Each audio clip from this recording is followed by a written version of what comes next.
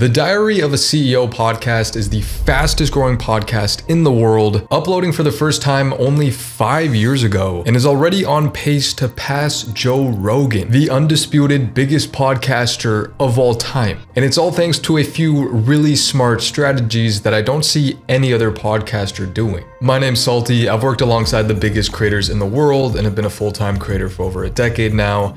This is everything that I see that he's doing differently. First of all, I should get out of the way. It goes without saying, the massive company he co-founded, reaching like $200 million valuation, I believe it is. Yeah, that kind of helps get his foot in the door. And meeting some very high value people to bring onto the podcast, having amazing guests. That's obviously gonna help your podcast compared to Joe Schmo with 1 subscriber just interviewing his friend on Discord. That obviously is a big upper hand. But something that he's doing that I don't see any other podcasters doing is the fact that his intros are extremely good for a few reasons. Basically the complete opposite approach of Joe Rogan, and I'll be comparing the two later on. But the first thing I noticed was that his intros are just front loaded with a massive amount of value. He's promising a ton of value to the viewer, which is really important in my opinion for something like a podcast, because the runtime is 1 hour to 2 hours long, sometimes even longer. You want to let the viewer know that you're going to be covering a lot of interesting topics and answering a lot of important questions right away, because otherwise how are they going to know that you're going to cover all these topics, right? So you're basically giving the viewer every single reason to stay. The next thing you'll notice about this foreshadowing, this promised value, is that it's back to back to back to back. He doesn't just promise one thing or a few things, like he literally just shoots off multiple different touch points, not only to build up every single reason to stay, but maybe a viewer notices one reason that they really want to stay. So because he's covering so many things, he's giving himself the best opportunity for that to happen. I feel like this is kind of like a growing trend or meta, like even in the commentary space. Like a lot of these commentators you'll see open up these videos just the same way, like just rattling off a bunch of things that they're gonna cover. I think it's really smart. And something that kind of goes hand in hand with this is that these value propositions are very, very tightly paced. They're only like 5 to 10 seconds each. Very important as well. Viewers' attention spans in 2026, especially Gen Z, absolutely cooked. You need to keep re-engaging that attention over and over, even though it's a podcast and you wouldn't think you really need to do that. When someone's scrolling on YouTube, they're not going to give your video like a massive amount of chance. You need to earn that chance. You need to earn the fact that they're going to stop and watch your video. So each clip or each value promise being 5 to 10 seconds makes that even easier to do. It doesn't give the viewer any time to disengage, get lost in thought, start daydreaming, and just move on to the next video. Now, what I also noticed that's really interesting for this, like I've never seen a podcast do this, is that there's a lot of really interesting motion graphics as well. There's subtitles, there's really well-made animations. Obviously, I mean, this is pretty self-explanatory. It just, it signals high value, it signals high production quality, and it's obviously just much more mesmerizing as a viewer to just focus on an animation, visually illustrate the point with those graphics. But I don't see any other podcaster doing that, so I think that's really smart. Funny enough, that's actually something I used to do like so many years ago as well. Back on my live streams, I would have a little montage ready for the beginning of my stream that I edited beforehand, play that as the beginning of my stream, kind of building on the same concept here. Again, this is just another point in the direction of front loading your video, front loading the podcast. This is something you must consider for your own content, because a lot of people, I mean, especially if you come from like the film industry or whatever, like they want to save the best for last. And while you don't want to end, on a very dull, anticlimactic moment, you also don't want to save the best material for the middle, for the end. You want to put it right at the beginning, because again, the majority of people who watch your video, it's going to be the beginning. Everyone watches the beginning of your video, but only a fraction of people watch the end of the video. Also, a very small nuance in the intro montage is he does a good job of, layering very different emotions, I guess you could say. There's a pretty interesting concept I think you might learn in film school. I never went to film school, but basically you show an action or you show something and then you show the reaction to that something. And so you can kind of just layer it like action, reaction, action, reaction. He has the guest say something very interesting and then it shows his reaction to it. For example, do you recommend these kinds of things? So that's a very small nuance a lot of people probably don't catch on, which obviously you should use for your podcasts, but this also applies to a lot of you if you do like gaming content or just any other content like that. You know, you show something interesting happen and then you zoom in on your face cam, like showing your reaction to the thing. Very important editing concept that will really make your videos much more engaging. And the last little nuance I noticed with these intros is that obviously on the same concept of the foreshadowing is, you know, you're opening a bunch of what you call open loops or curiosity gaps. So basically you're, you know, posing the question in the viewer's mind to things that they really want the answer to.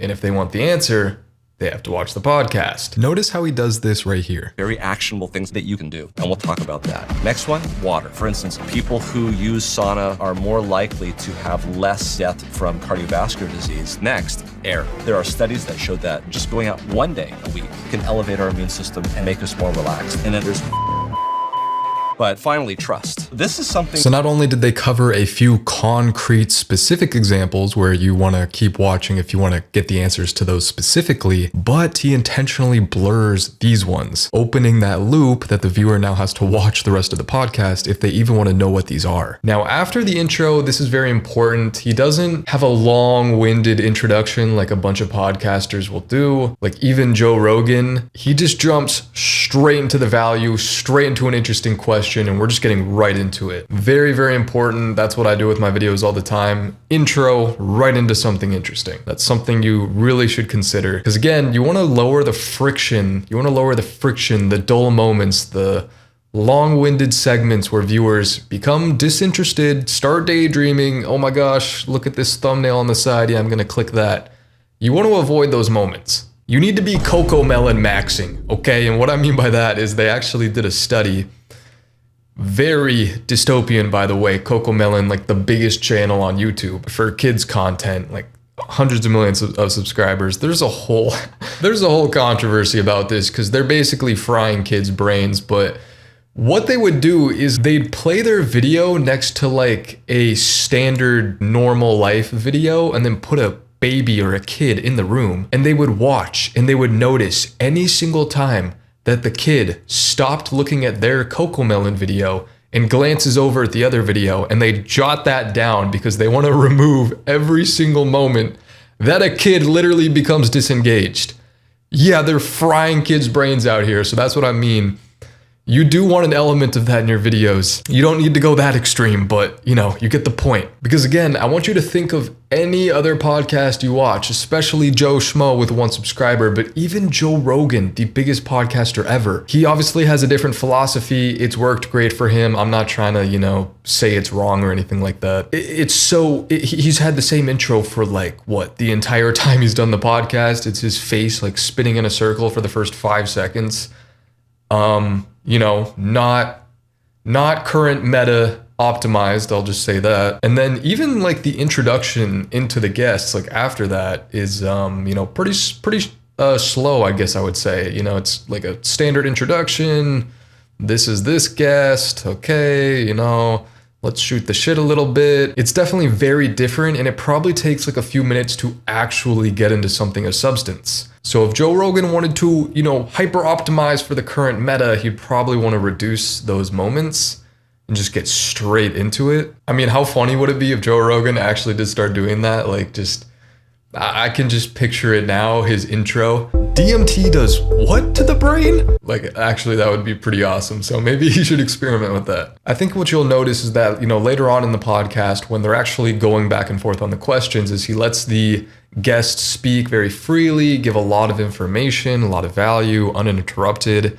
He does offer good second questions and retorts, you know, offering a good perspective, but he's not like one of these podcasters which ruins the entire podcast where they try to make it all about themselves, try to interject constantly, cracking jokes, you know, just trying to make themselves the center of attention, and it's just so cringy. It's so annoying. You obviously have probably watched a podcast like that, you just want to rip your hair out. And this dude's thumbnails are so good. I mean, he literally like created this new meta. Obviously the composition is really good. You got him on the right side, the guest on the left side. I don't want to hyper analyze it too much because I literally could go into like every single detail. I could make a whole video on this. But then you got the text in the middle. They're both looking at each other, but they're also both looking towards the middle, which draws your attention towards it. And then it'll be, you know, just a few words or one sentence that just really plays into the curiosity gap again, of course. I mean, look at his most popular video, dude. Learn to seduce anyone. Are you kidding me? This is such a banger. All of these thumbnail texts just really do a good job of wanting to make you click the video. And then we compare that again to Joe Rogan, whose thumbnail style is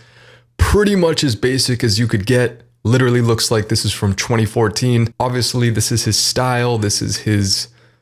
You know, you see this thumbnail and you actually do just think of Joe Rogan instantly. But when we're speaking about hyper optimization and optimizing every single impression, and especially people who don't know about you and don't like have anything to do with your channel, clearly you can tell that these thumbnails are not as good as these thumbnails when it comes to getting a new viewer to want to click on a video. So I think his thumbnail style has really contributed to his massive explosion. And one little last tiny note on the thumbnails that I think is interesting is I always try to avoid doing a dark thumbnail background, or not always, but for the most part. But of course with YouTube, there's always that nuance. There's always the exception to the rule. And I think this works really smart because the black background really allows the guests to be, accentuated, and especially the text, because the text is in white, you're drawn to it first. You're drawn to the guest and the text, which is obviously the focal points you want the viewer to notice. And I think lastly, I think something working in his favor is that he definitely looks the part of like a CEO archetype, I guess you would say. Good looking individual, very fit, very well-dressed and all this stuff, very clean setup. He looks the part, you know, he looks the part of a CEO, so it makes sense he's interviewing other CEOs. He has that built-in visual first impression credibility, which I discussed in my last video, the clavicular video. Having that built-in visual credibility does play a really big part in how people interpret you, so he's got that going for him as well. If you want to hear more on that, you can check out my last video because it also covers this next topic, which is obviously he has good clippability. Your streams and your podcasts need to be clippable in the modern YouTube and social media era. That's where a lot of your actual traffic is going to come from, short form content, people scrolling, then they're going to get funneled to your long form podcast. So making sure that you have good clippability in your podcast, very important, which again is another topic I covered in the collab video. Well, that was actually the entire premise of the video. So if you want to get good at making your content very clippable, go watch that video. Apart from that, that's it. Hope you enjoyed. Be sure to like and subscribe, and I'll see you in my next video.